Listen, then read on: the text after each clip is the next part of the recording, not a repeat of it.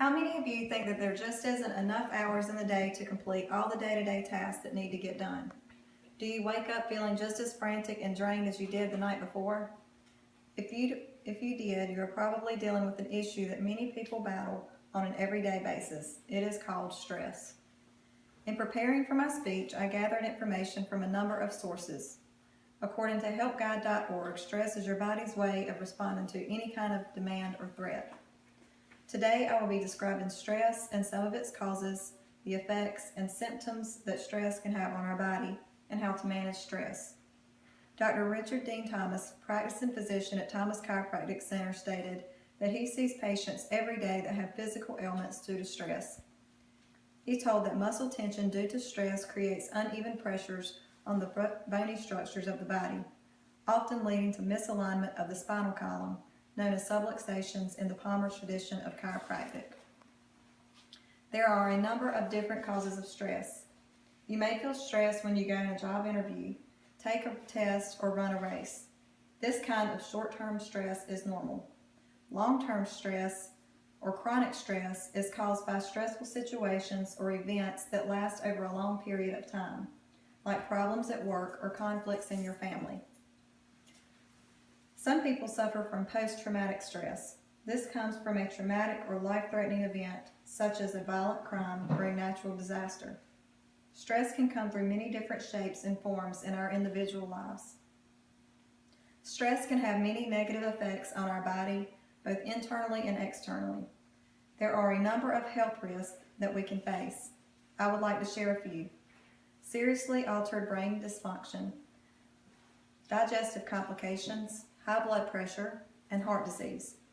A fact that I found on randomhistory.com stated that stress has been linked to the 6 leading causes of death: heart disease, cancer, lung ailments, accidents, liver cirrhosis, and suicide. WebMD estimates that 75% of doctor's visits are due to stress-related ailments. Isn't that an alarming amount? This list is just a glimpse of serious conditions that can happen when stress controls and invades our lives. We must be very aware of the warning signs so we can prevent those damaging effects on our body. Some of the warning signs are insomnia, fatigue, fast heart rate, shaking, and irritability.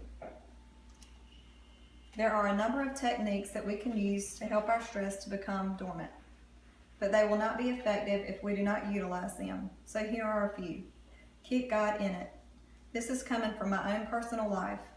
Knowing that God is sitting on the throne and that He is walking with me is a huge comfort. Keep a journal. When you're feeling overwhelmed and in despair, stop and write about it. If you don't have a journal, you can just use a notepad. Write down your stress, put it in a box, and put it away. Learn to laugh. Laughter is the best medicine. I do it all the time. We can choose our attitude, and we can also choose to create a more enhancing mood. Long-lived comedian George F. Burns said, "If you ask what is the single most important key to longevity, I would have to say it is avoiding stress, worry, and tension. And if you didn't ask me, I would still have to say it anyway." Analyze your stressors. In doing this, you may have to get outside help.